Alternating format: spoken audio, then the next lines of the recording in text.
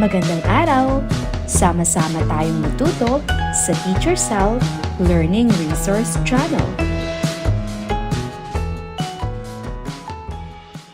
Revised K-12 Curriculum, Makabansa 2, Quarter 4, Week 4, Malasakit sa Komunidad. Empathy Game. Maggrupo ang klase sa 4 at maglaro ng charades kung saan ipahuhula ang mga salitang may kinalaman sa pakikilahok sa mga gawaing panrelihiyon na nagpapakita ng pagkakaisa at pagkakaunawaan.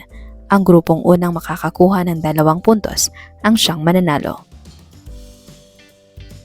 Mga halimbawa, ikaw ay isang bagong estudyante sa paaralan at wala ka pang kaibigan. Ang iyong kaibigan ay nawalan ng alagang hayop at malungkot siya. May kaklase kang hindi makasabay sa aralin at nahihiya siyang magtanong. Ano ang makikita sa larawan? Makikita sa larawan ang isang bata na nagpapakita ng malasakit sa isang hayop sa pamamagitan ng pagpayong at pagtulong dito habang umuulan. Anong maaaring maging refleksyon mula sa larawan tungkol sa pagmamalasakit?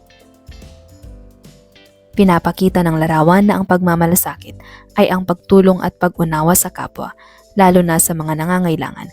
Kahit hindi sila tao, ipinapakita rin ito ang empathy at kabutihang loob. Paano maipapakita ang empatiya o malasakit sa iyong kapwa? Kaibigan na dumadaan sa matinding kalungkutan. Makinig sa kanyang mga kwento at damdamin. Damayan siya at iparamdam na hindi siya nag-iisa. Magbigay ng payo kung hihingin niya ito. Ibong inakay na nawala sa kanyang pugad. Hanapin at ibalik ang inakay sa kanyang pugad kung kaya. Ilagay ito sa ligtas na lugar. Kung walang makitang pugad, iwasang saktan o guluhin ang ibon. Taong hindi mo kakilala ngunit nakikita mong uhaw na uhaw at gutom na gutom. Bigyan siya ng tubig at pagkain kung may dala. Tanungin kung may kailangan pa siyang tulong. Ipakita ang kabutihang loob at paggalang. Para sa ikalawang araw, paggalang sa komunidad. Awitin ng bahay kubo at sabayan nito ng ritmong maaaring sundan tulad ng pagpapalakpak at pagpadyak.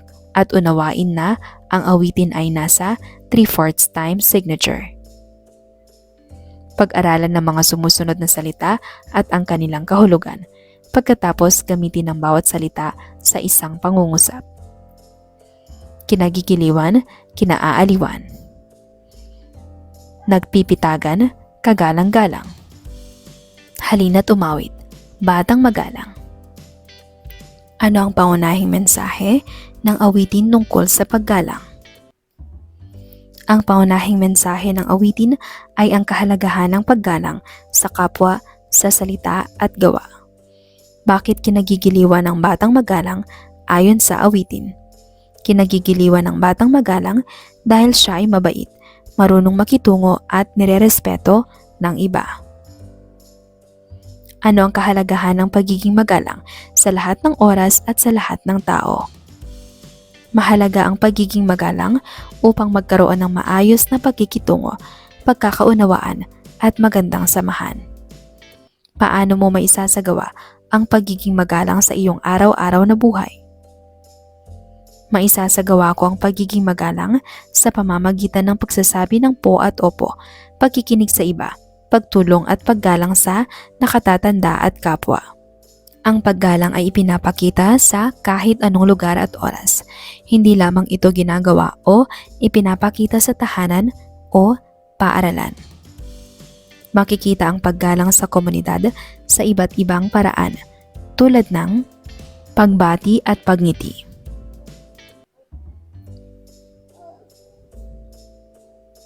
Pagtulong sa mga nakatatanda.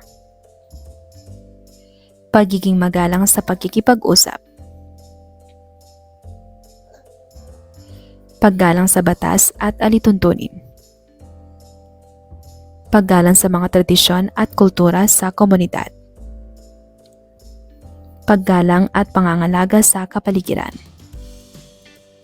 Ibigay ang iba't ibang paraan kung paano mo maipapakita ang paggalang bilang isang mag-aaral.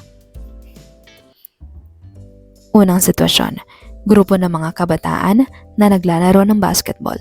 Sa gilid ng parke, may isang matandang babae na naglalakad at mukhang nahihirapan sa pagbitbit ng kanyang mga pinamili mula sa palengke. Tutulungan ko ang matandang babae sa pagbitbit ng kanyang mga pinamili. Lalapitan ko siya ng magalang at tatanungin kung kailangan niya ng tulong. Ikalawang sitwasyon, ang inyong barangay ay nagdiriwang ng taunang pista, isang mahalagang okasyon kung saan nagtitipon-tipon ang mga residente. Nagkaroon ng mga prosesyon, tradisyonal na sayaw at palaro. Makikilahok ako sa mga gawain ng pista ng may paggalang. Susunod ako sa mga alituntunin ng barangay at igagalang ang mga tradisyon. Makikisama ako ng maayos sa kapwa residente. Tutulong ako kung may mga gawain na kailangan ng voluntaryo. Para sa ikatlong araw, pagtulong sa kapwa. Isa sa hindi malilimutang karanasan ng lahat ng tao sa mundo ay ang COVID-19 pandemic. Lahat ay hindi handa sa pandemyang ito. Isa sa mga natutunan natin dito ay ang pangangalaga sa ating katawan. Paano ba pangalagaan ang katawan? Palakasin ang ating katawan sa pamamagitan ng pagkain ng masusustansyang pagkain. Paglaban sa impeksyon at ang pag-ehersisyo. Kaya naman, bago magsimula ang klase, tayo ay mag-ehersisyo. Magsagawa ng simpleng ehersisyo at bumilang ng 8 sa bawat kilos. Pag-ikot ng ulo. Pag-ikot ng balikat paharap. Pag-ikot ng baywang. Pag-ikot ng tuhod. Pag-ikot ng paa. Pag-jogging. Pag-aralan ng mga sumusunod na salita at ang kanilang kahulugan. Community pantry, paraan ng pagbibigay ng tulong sa mga nangangailangan sa panahon ng pandemya. Para saan ginagamit ang mga bagay na nakikita nyo sa mga larawan. Ikalawang larawan. Ikatlong larawan.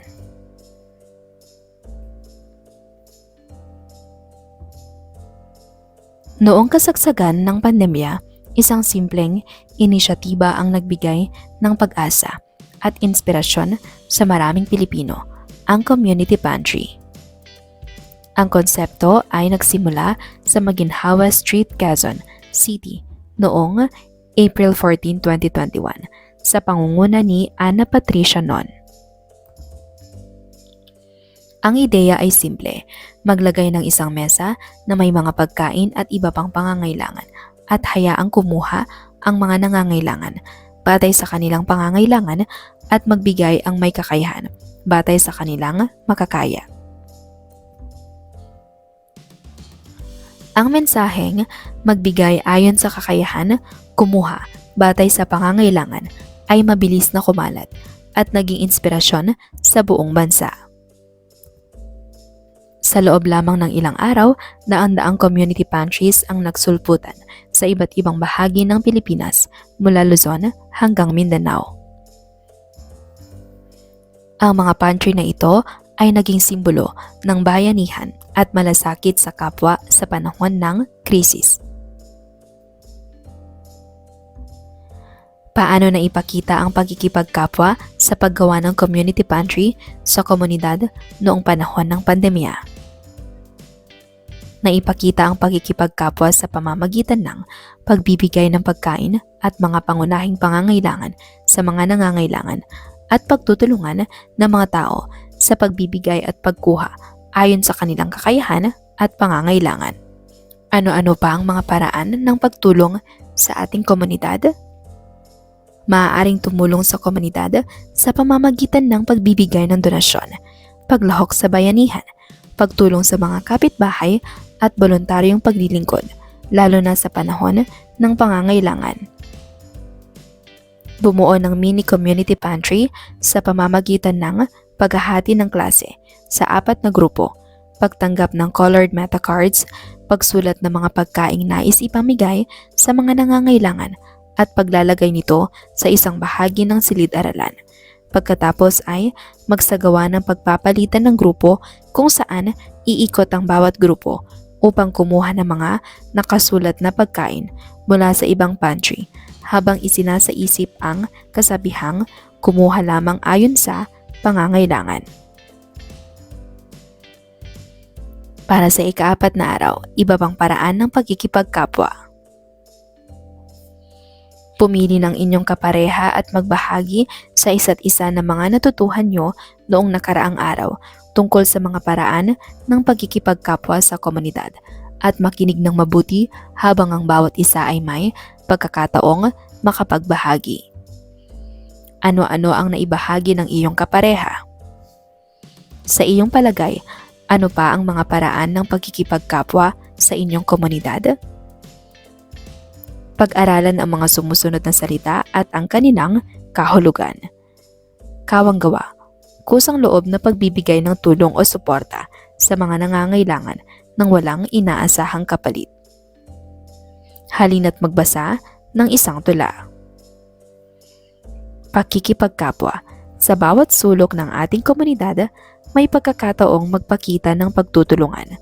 Sa simpleng ngiti at pagbati sa daan, pagmamahal sa kapwa'y ating iparamdam.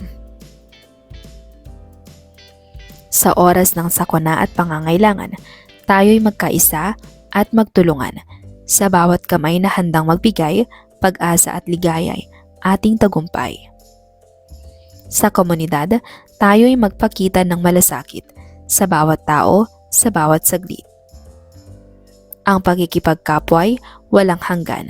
Sa puso ng bawat isa, ito'y mananatili magpakailanman. Ano ang pangunahing mensahe ng tula tungkol sa pagkikipagkapwa? Ipinapakita ng tula na mahalaga ang pagkikipagkapwa, malasakit at pagtutulungan sa komunidad. Paano ipinapakita ng tula ang kahalagahan ng pagtutulungan sa komunidad? Ipinapakita ito sa pamamagitan ng pagtulong sa isa't isa, lalo na sa oras ng pangangailangan at sakuna. Paano nagiging walang hanggan ang pagkikipagkapwa batay sa huling saknong ng tula?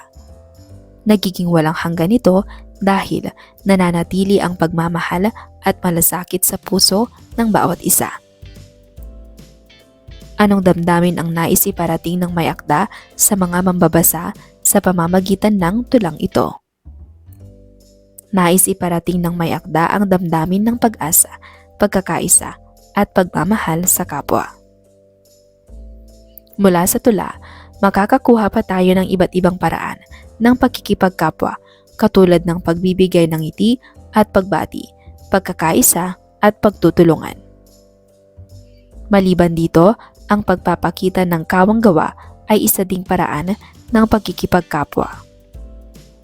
Ang kawanggawa ay kusang loob na pagbibigay ng tulong, oras o yaman sa mga nangangailangan ng walang inaasahang kapalit. Hatiin ang klase sa 4 na grupo at maghanda ng isang maikling pagsasadula na nagpapakita ng simpleng pagkakawanggawa. Halimbawa, pagbabahagi ng laruan, pagbibigay ng pagkain, pagtulong sa gawain sa bahay,